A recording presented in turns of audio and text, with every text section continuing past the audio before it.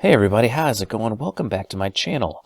In this video, I want to talk about Bitcoin and the Bitcoin mining stocks. I think Bitcoin is at a pivotal place in its chart, and it should have an effect on these Bitcoin mining stocks.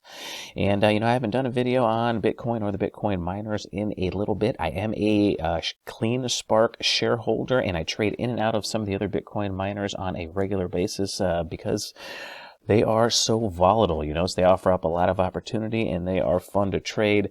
But before I get into any of that, please remember, I am not a financial advisor. All of this is for entertainment purposes only and educational purposes only, whatever you want to call it. So please make all of your own trading decisions.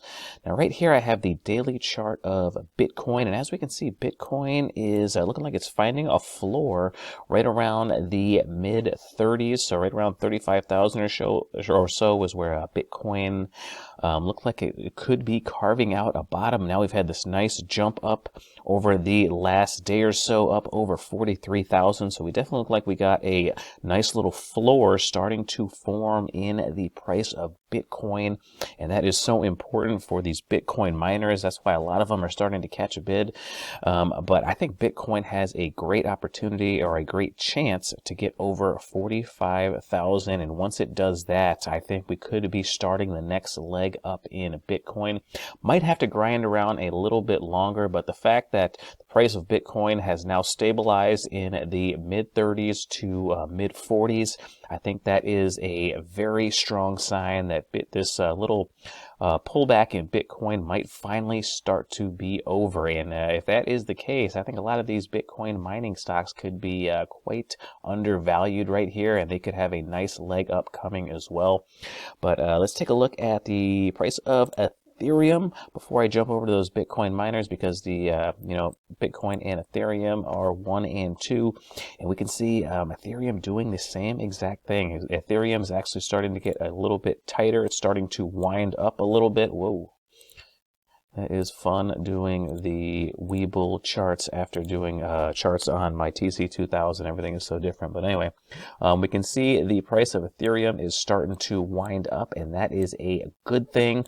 It's a better thing if it breaks out to the upside. And with the price of Bitcoin looking like it's starting to firm up, I'm guessing the breakout is probably going to be to the upside on Ethereum as well. And just one more quick note before I get off of these cryptocurrencies. One that I really like right here is Solana. You can see Solana is really starting to carve out a nice little bottom as well. You can see the velocity of the downtrend was actually quite sharp, but now after this little move down right here, we can see we had a little bit of an extended bounce up, rolled over again, barely undercut the low that it made just a few weeks before that, and now we are back above that 8-period exponential moving average. I cannot draw a line down here on the MACD, but you can definitely see we have a nice moving average convergence divergence going on in Solana. We got a lower low in price, but a higher low in the indicator, and these usually lead to some pretty decent reversals. I actually tried to buy some Solana with Webull. I wasn't even aware that you can't even buy it with Webull. So unfortunately, I couldn't take place in this little potential reversal going on in Solana. So maybe if you guys can trade Solana, and if you like this chart, this looks like a pretty decent, low risk, high reward entry point right here, because if you get a breakdown below this low right here, you can always jump out of it if you don't want to be a long-term holder, but you have all this room to the upside if this MACD positive divergence trade actually works out. But let's get into those Bitcoin miners. All right, so let's get into these Bitcoin miners. And the first one I want to talk about, of course, is the one that I actually own, and that is Clean Spark, ticker symbol CLSK. In my last video, I was talking about how they were coming down into this descending wedge formation, and more often than not, once they do make this formation and they get really tight down here, they usually end up with a trend reversal. Now, you never know how far that trend reversal is going to go, but once these things kind of tighten up down here, I like to get ready to potentially enter the stock, once they break above that 8-period exponential moving average. A lot of times I will wait to see if they retest it and then jump back above it. This is usually a cleaner signal once it, makes a higher low and then jumps back above the 8-period exponential moving average. But I mean, you could probably enter it just on the first break if you wanted to, because sometimes these breaks are pretty sharp to the upside after they've been in a sustained downtrend. So sometimes you don't get that second entry. But anyway, looking at the price of a CleanSpark and looking down at this MACD indicator that I have right here, you can see it's making a very nice nested divergence. These are also very nice signals on the MACD. You don't necessarily always have to have the positive divergence. You can have a nested divergence, and of course what that is when you get a sharp move up in price, the price pulls back pretty hard, but the fast line on the MACD, let me zoom in a little bit here. I don't know if we'll be able to see it, but the fast line on the MACD does not fall below that slow line, and then it turns up before it touches it once you get a sharp reversal. This is an absolutely beautiful pattern. In fact, I actually took a trade in a stock that's making this exact pattern right now. I'll get into that when I get into my trading activity once I get past the Bitcoin miners. But another way to look at this is just go to that 15-minute chart, and you can see it a little bit cleaner on the 15-minute chart. After you get that pullback in the price of the stock, what you want is a little washout move down and then a sharp move back up into the consolidation area.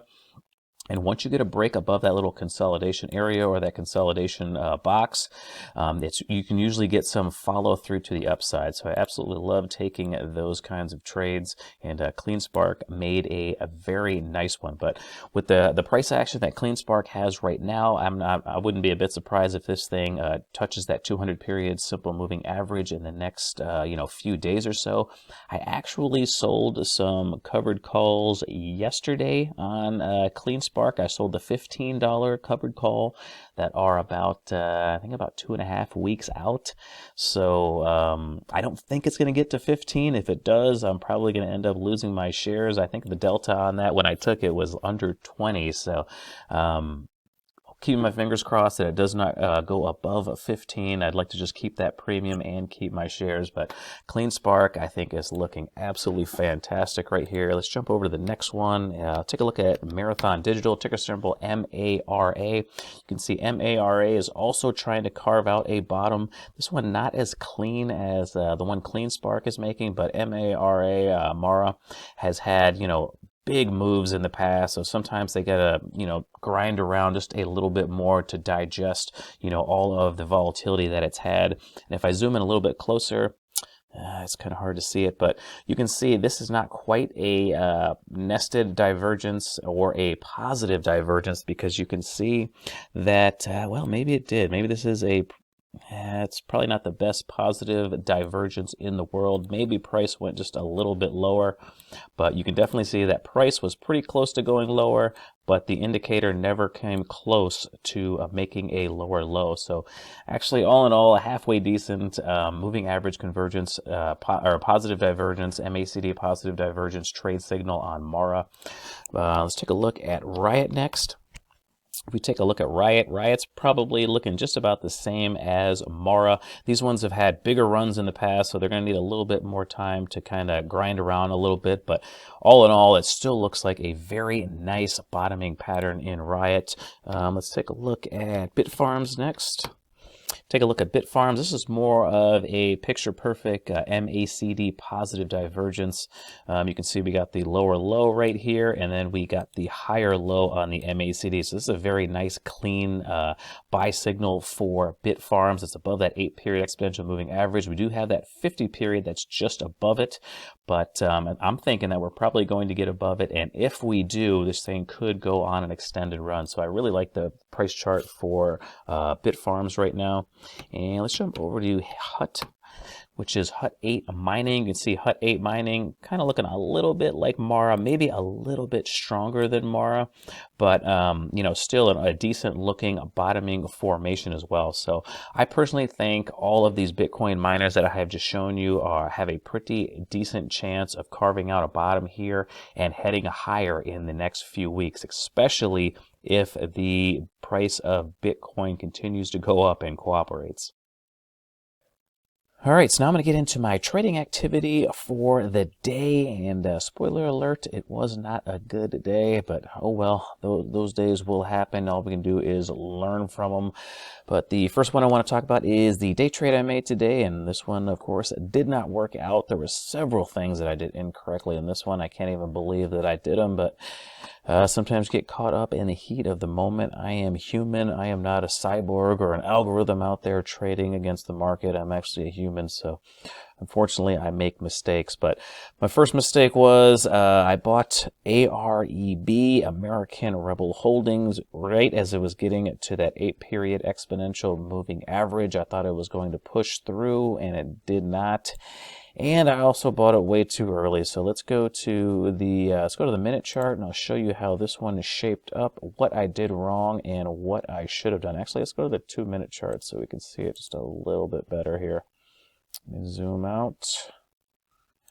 Here we go. All right, so I ended up buying at $1.66, and I was stopped out at $1.55. So right about there, and then $1.55 is where I was stopped out at. So basically, right when it bottomed.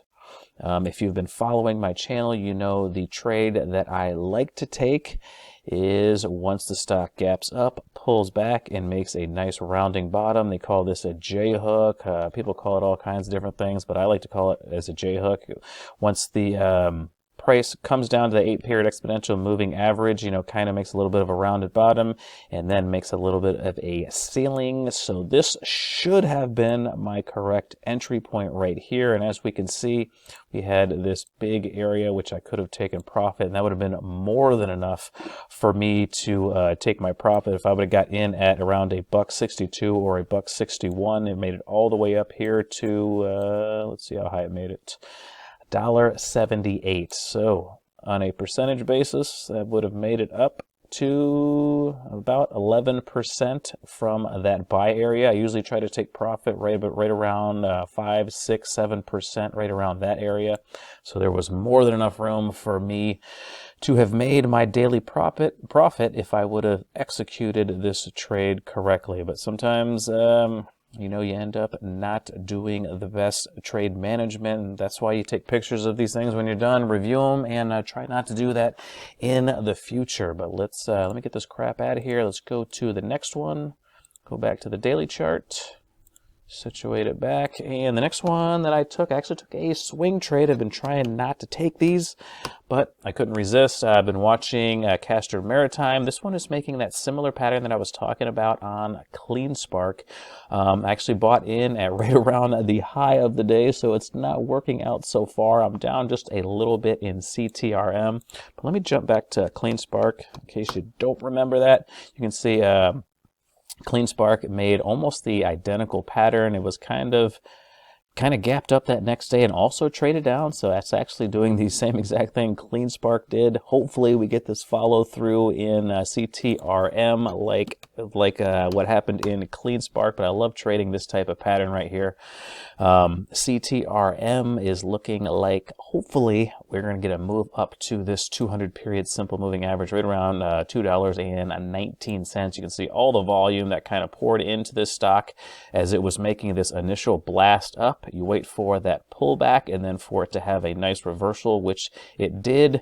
I went to the 15-minute chart after it made that pattern. I put in my buy order. Let me see here.